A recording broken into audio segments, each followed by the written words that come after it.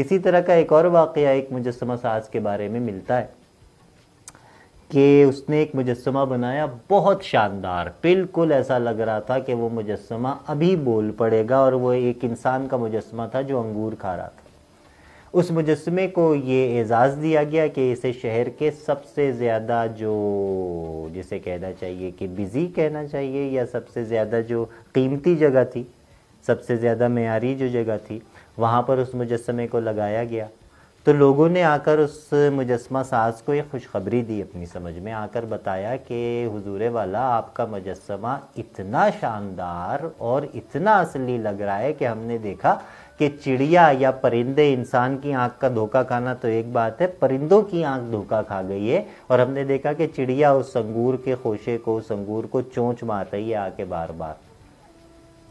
کہ وہ اسے اتنا اصلی سمجھ رہی ہے۔ یہ سن کر وہ مجسمہ ساز بہت غمگین ہو گیا، اور اس نے بجائے اس کو تعریف سمجھنے کے اس مجسمے کو پاش پاش کر دیا، اور پاش پاش کر کے اس مجسمے کو دوبارہ بنایا۔ اور ریزن اس نے یہ پیش کیا کہ اس کا مطلب ہے کہ اگر چڑیا جو ہے وہ اس مجسمے کے ہاتھ سے انگور کھا رہی ہے نا، تو اس کا مطلب یہ ہے کہ انگور تو ٹھیک بنے، بندہ ٹھیک نہیں بنا، کیونکہ پرندہ انسان کی آنکھ سے خوف کھاتا ہے، وہ انسان کے ہاتھ پر کبھی اتر کے پھل نہیں کھاتا۔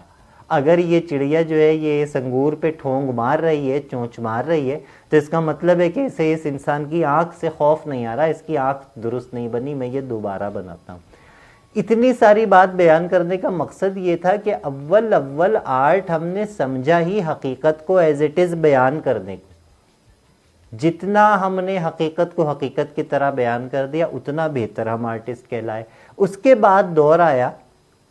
جب طاقت کا، دولت کا، بادشاہی کا، جب یہ دور آیا تو اس میں پھر حقیقت سے زیادہ خوبصورت چیز کو بنانا زیادہ بہتر آرٹ سمجھا گیا، جس نے ملکہ عالیہ کی ایسی تصویر بنا دی کہ جس میں وہ جتنی خوبصورت ہیں اس سے زیادہ خوبصورت لگ رہی ہیں،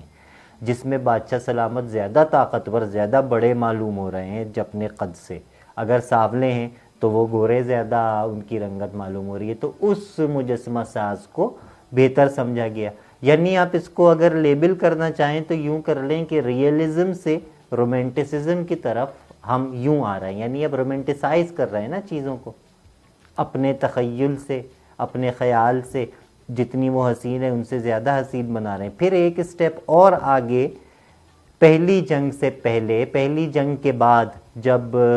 ڈاڈائزم کی مومنٹس آئیں، جب سریلزم کی مومنٹس آئیں، کہ جنہوں نے کہا نہیں جی بدصورتی دکھانا بھی آرٹ ہے، اور پھر اس کے بعد یہ بحث چھڑی کہ نہیں جی آرٹ کا کوئی مقصد ہونا چاہیے یا مقصد نہیں ہونا چاہیے۔ اس طرح یہ تمام جسے کہنا چاہیے کہ بارات آگے بڑھتی گئی، اور شاعری بھی اس میں شامل رہی، نظم کا اور شاعری کا ارتقا بھی اسی طرح ہوتا رہا۔